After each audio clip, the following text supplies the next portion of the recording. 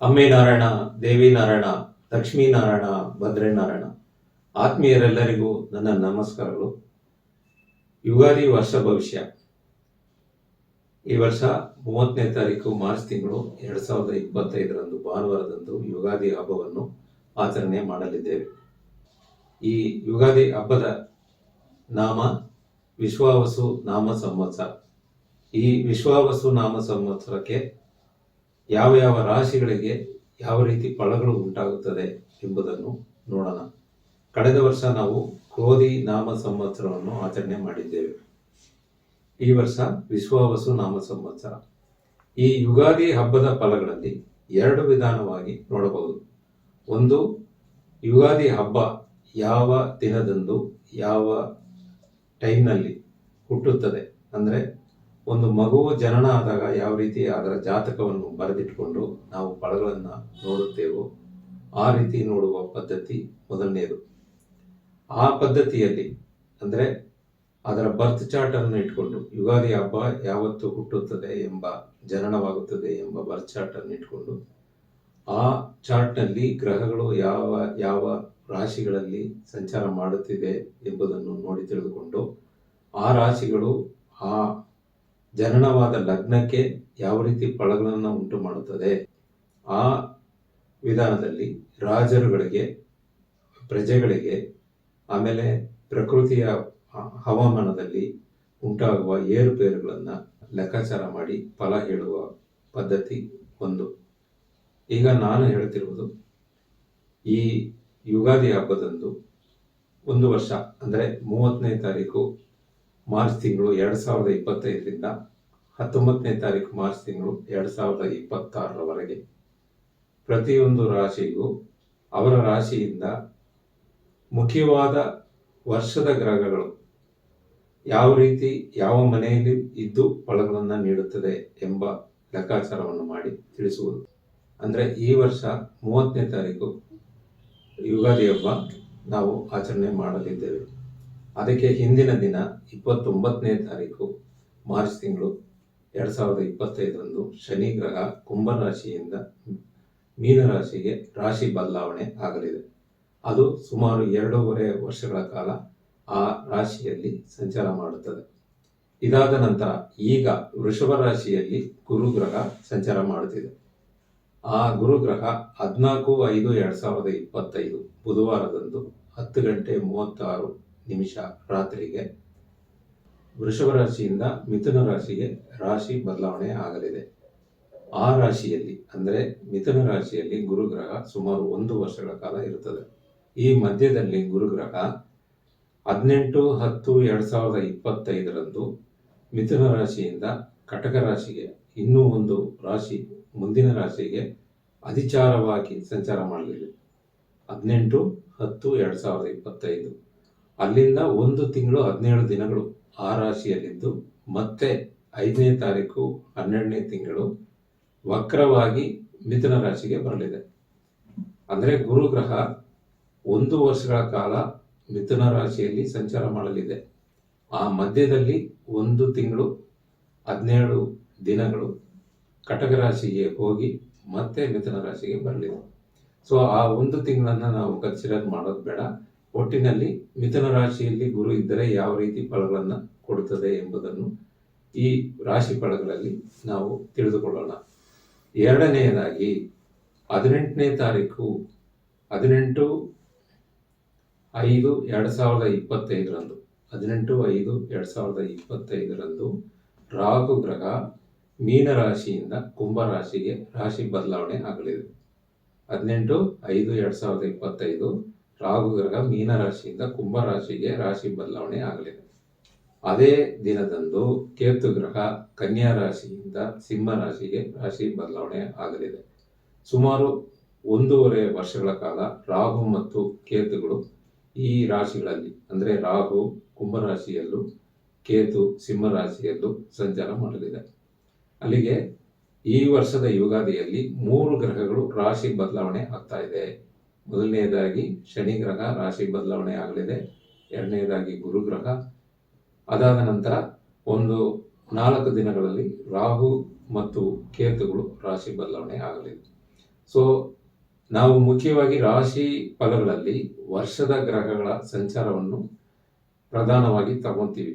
ಯಾಕೆಂದರೆ ಅವುಗಳೇ ಫಲಗಳನ್ನು ಹೆಚ್ಚಾಗಿ ತೀರ್ಮಾನ ಮಾಡುತ್ತವೆ. ಅದರಲ್ಲಿ ನಂಬರ್ 1 ಶನಿ ಗ್ರಹ 2.5 ವರ್ಷಗಳ ಕಾಲ ಅದು ಒಂದು ರಾಶಿಯಲ್ಲಿ ಇರುತ್ತದೆ. ಎರಡನೆಯದಾಗಿ ಗುರುಗ್ರಹ 1 ವರ್ಷಗಳ ಕಾಲ ಒಂದು ರಾಶಿಯಲ್ಲಿ ಇರುತ್ತದೆ. ಮತ್ತೆ ರಾಹು ಮತ್ತು ಕೇತು ಈ 2 ಗ್ರಹಗಳು 1.5 ವರ್ಷಗಳ ಕಾಲ ಒಂದು ರಾಶಿಯಲ್ಲಿ ಸಂಚಾರ ಮಾಡುತ್ತದೆ. ಈ ಗುರುಗ್ರಹ ವಕ್ರವಾಗಿ ಅಧಿಚಾರವಾಗಿ ಹೋಗುವ ರೀತಿ ಶನಿ ಗ್ರಹ ಹೋಗುವುದಿಲ್ಲ, ಈ ವರ್ಷ ಹೋಗುವುದಿಲ್ಲ. ಅದೇ ರೀತಿ ರಾಹು ಕೇತುಗಳು ಯಾವುದೇ ಸಂದರ್ಭದಲ್ಲೂ 2 ಮನೆಗಳನ್ನು ಬದಲಾಯಿಸಿಕೊಳ್ಳುವುದಿಲ್ಲ. ಸೊ ಈ ಯುಗಾದಿ ಹಬ್ಬದಲ್ಲಿ ಅಂದರೆ ಶ್ರೀ ವಿಶ್ವಾವಸು ನಾಮ ಸಂವತ್ಸರದಲ್ಲಿ ಈ 4 ಗ್ರಹಗಳು ಅಂದರೆ ಶನಿ, ಗುರು, ರಾಹು ಮತ್ತು ಕೇತುಗಳಿಂದ ಉಂಟಾಗುವ ಫಲಗಳನ್ನು ಪ್ರತಿಯೊಂದು ರಾಶಿಗೂ ಪ್ರತ್ಯೇಕವಾಗಿ ಒಬ್ಬ ಜಾತಕನಿಗೆ ಉಂಟಾಗುವ ಅವನ ರಾಶಿ ಪ್ರಕಾರ ಉಂಟಾಗುವ ಫಲಗಳನ್ನು ನೋಡೋಣ. ರಾಶಿ ಫಲಗಳು ಸುಮಾರಾಗಿ 30ರಿಂದ 40% ಫಲಗಳನ್ನು ಒಂದು ಜಾತಕಕ್ಕೆ ನೀಡುತ್ತದೆ. ಒಬ್ಬ ಜಾತಕದಲ್ಲಿ ಅವರ ಜನನ ಜಾತಕದಲ್ಲಿ ಇರುವ ಗ್ರಹಗಳ ಸ್ಥಿತಿಗಳು ಮತ್ತು ನಡೆಯುತ್ತಿರುವ ದಶಾಭುಕ್ತಿಗಳು ಮತ್ತು ಗೋಚಾರ ಇವೆಲ್ಲವೂ ಸೇರಿನೇ ಫಲಗಳನ್ನು ತೀರ್ಮಾನ ಮಾಡುತ್ತದೆ. ಈಗ ನಾವು ಹೇಳುತ್ತಿರುವುದು ಗೋಚಾರ ರೀತಿಯಲ್ಲಿ ಗ್ರಹಗಳ ಫಲಗಳು, ಅದು ರಾಶಿ ಫಲಗಳು. ಇನ್ನು ಲಗ್ನದಿಂದ ಕೂಡ ಫಲಗಳು ಇರ್ತದೆ. ಸೊ ಎಲ್ಲ ಲೆಕ್ಕಾಚಾರದಲ್ಲಿ ಇದು ಒಂದು ಪಾರ್ಟ್ ಆಗಿ ತಿಳ್ಕೊಬೇಕು. ನೀವು ಎಲ್ಲ ಇದೇ ಸಂಪೂರ್ಣವಾಗಿರುತ್ತೆ ಅಂತ ಹೇಳಕ್ಕಾಗಲ್ಲ, ಆದರೆ ಇದು ಇರಲ್ಲ ಅಂತಾನು ಹೇಳಕ್ಕಾಗಲ್ಲ. ಆ ರೀತಿ ಒಂದು 30% ನಿಮಗೆ ಫಲಗಳನ್ನು ನಿರ್ಧಾರ ಮಾಡುತ್ತವೆ. ಅದಕ್ಕೆ ಅದನ್ನು ಗಮನದಲ್ಲಿಟ್ಟುಕೊಂಡು ಈ ಫಲಗಳನ್ನು ನೀವು ನೋಡಬೇಕು.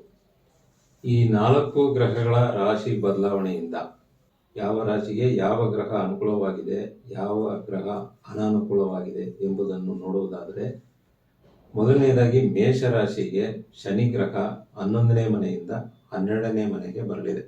ಅಂದರೆ ಸಾಡೆ ಸಾತಿ ಪ್ರಾರಂಭ ಆಗಲಿದೆ. ಇದು ಅಷ್ಟೊಂದು ಅನುಕೂಲ ಅಲ್ಲ. ಅದೇ ರೀತಿ ಇಲ್ಲಿಯವರೆಗೆ ನಿಮ್ಮ ರಾಶಿಗೆ 2ನೇ ಮನೆಯಲ್ಲಿದ್ದ ಗುರುಗ್ರಹ 3ನೇ ಮನೆಗೆ ರಾಶಿ ಬದಲಾವಣೆ ಆಗಲಿದೆ.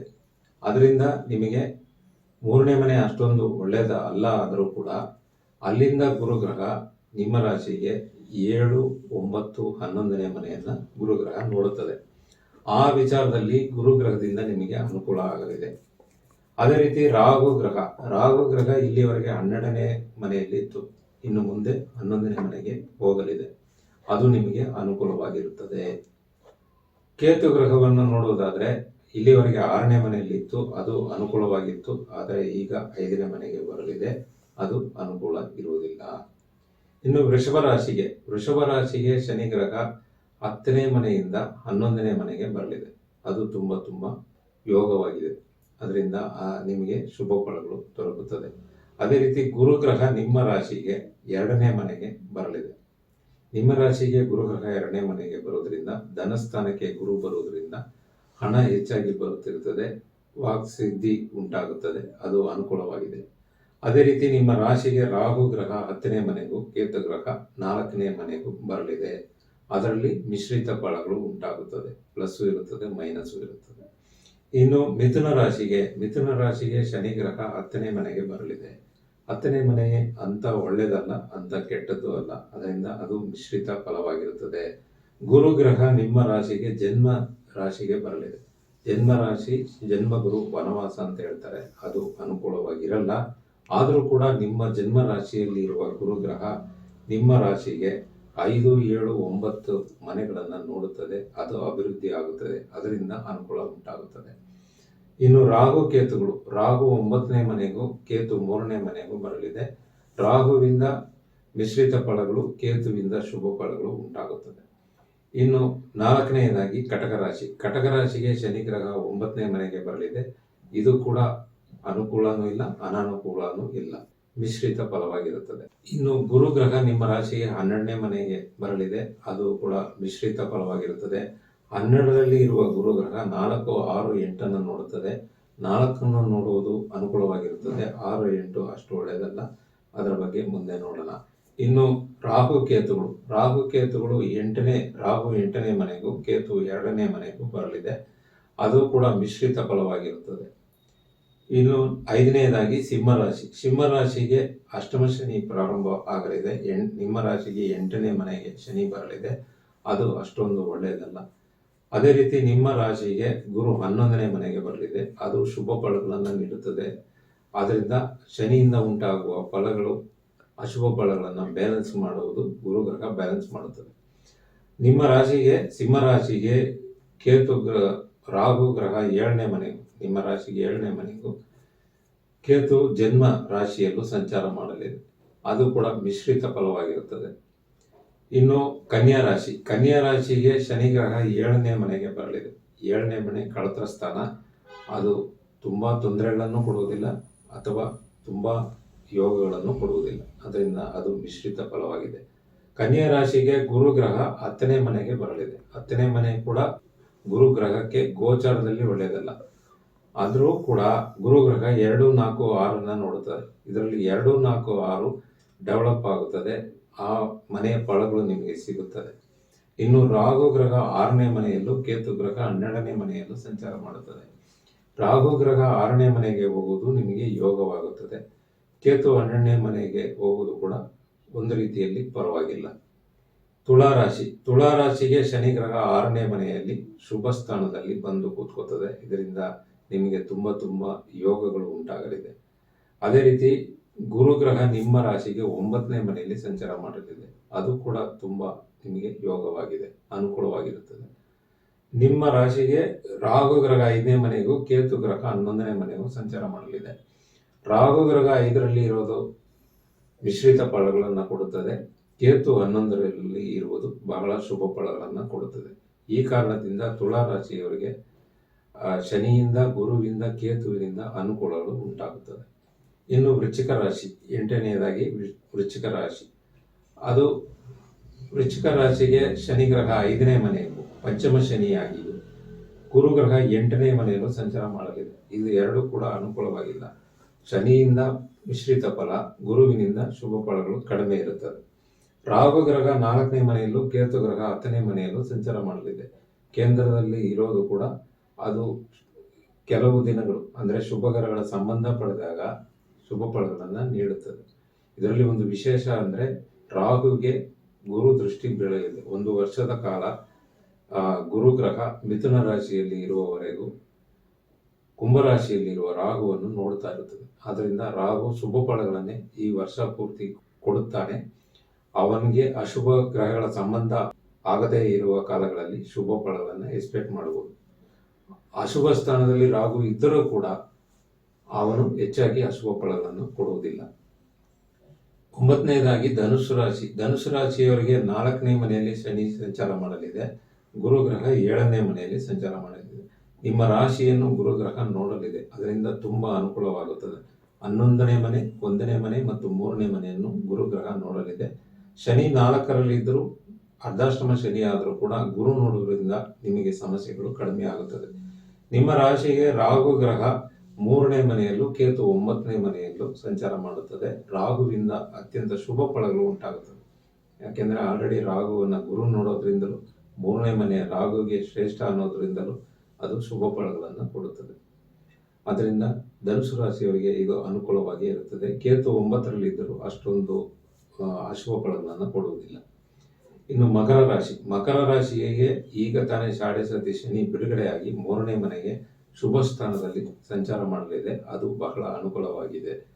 ಇನ್ನು ಗುರುಗ್ರಹದಿಂದ ಅಷ್ಟೊಂದು ಅನುಕೂಲ ಇಲ್ಲ. ಯಾಕೆಂದರೆ 6ನೇ ಮನೆಯಲ್ಲಿ ಸಂಚಾರ ಮಾಡೋದ್ರಿಂದ 10ನೇ ಮನೆ, 2ನೇ ಮನೆ ಅಭಿವೃದ್ಧಿ ಆಗುತ್ತದೆ. 12ನೇ ಮನೆಯನ್ನು ಖರ್ಚುಗಳು ಹೆಚ್ಚಾಗುತ್ತದೆ. ಇನ್ನು ರಾಹು 2ನೇ ಮನೆಯಲ್ಲೂ, ಕೇತು 8ನೇ ಮನೆಯಲ್ಲೂ ಸಂಚಾರ ಮಾಡಲಿದೆ. ಇದು ಮಿಶ್ರಿತ ಫಲಗಳನ್ನು ಕೊಡುತ್ತದೆ. ಇನ್ನು ಕುಂಭರಾಶಿಯವರಿಗೆ ಶನಿ ಗ್ರಹ 2ನೇ ಮನೆಗೆ ಹೋಗಲಿದೆ. ಜನ್ಮ ಶನಿಯನ್ನು ದಾಟುವುದರಿಂದ ಸ್ವಲ್ಪ ಅನುಕೂಲ, ಆದರೂ 2ನೇ ಮನೆಯಲ್ಲಿ ಒಳ್ಳೆಯದಲ್ಲ.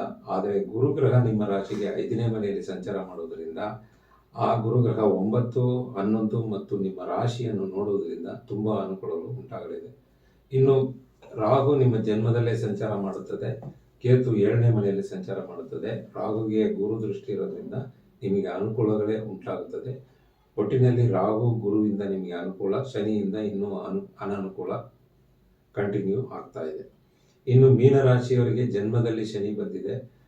ಈ ಗುರುಗ್ರಹ 4ನೇ ಮನೆಯಲ್ಲಿದೆ. 4ನೇ ಮನೆಯಲ್ಲಿ ಈ ಗುರು ಅಷ್ಟೊಂದು ಒಳ್ಳೇದಲ್ಲ ಅಂದ್ರು 8, 10, 12 ನೋಡುತ್ತದೆ. ಇದರಲ್ಲಿ 10ನೇ ಮನೆಯನ್ನು ನೋಡುವುದು ಒಳ್ಳೆಯದು. ಇನ್ನು ರಾಹು ಗ್ರಹ 12 ಮತ್ತು ಕೇತು ಗ್ರಹ 6ರಲ್ಲಿ ಸಂಚಾರ ಮಾಡುತ್ತದೆ. ಕೇತುವಿನಿಂದ ನಿಮಗೆ ಶುಭ ಫಲಗಳು ಸಿಗುತ್ತದೆ. ಜನ್ಮ ಶನಿಯಿಂದ ಸ್ವಲ್ಪ ತೊಂದರೆಗಳಿದೆ. ಈ 12 ರಾಶಿಗಳ ಫಲಗಳನ್ನು ನಾವು ಒಂದೊಂದು ರಾಶಿಯಾಗಿ ತೆಗೆದುಕೊಂಡು ಮುಂದಿನ ವಿಡಿಯೋದಿಂದ ನೋಡಿ ತಿಳಿದುಕೊಳ್ಳೋಣ. ನೀವಿನ್ನೂ ನಮ್ಮ ಚಾನಲ್ಗೆ ಸಬ್ಸ್ಕ್ರೈಬರ್ ಆಗಿಲ್ಲ ಅಂದರೆ ಈ ಕೂಡಲೇ ಸಬ್ಸ್ಕ್ರೈಬರ್ ಆಗಿ, ಲೈಕ್ ಮಾಡಿ, ಕಾಮೆಂಟ್ ಮಾಡಿ, ಶೇರ್ ಮಾಡಿ. ನಮ್ಮ ನೀವು ಜ್ಯೋತಿಷ್ಯರೇ ಭಾಗ 1, ಭಾಗ 2 ಮತ್ತು ನೀವು ಸಂಖ್ಯಾಶಾಸ್ತ್ರಜ್ಞರೇ ಪುಸ್ತಕ ಮತ್ತು ಈಗ ಕವಡೆಗಳು ಮಾತನಾಡುತ್ತವೆ ಎಂಬ ಪುಸ್ತಕವನ್ನು ಬರೆದಿದ್ದೇನೆ. ಈ ಪುಸ್ತಕಗಳನ್ನು ತೆಗೆದುಕೊಳ್ಳಲು ನಮ್ಮನ್ನು ಸಂಪರ್ಕಿಸಿ. ಎಲ್ಲರಿಗೂ ಒಳ್ಳೆಯದಾಗಲಿ.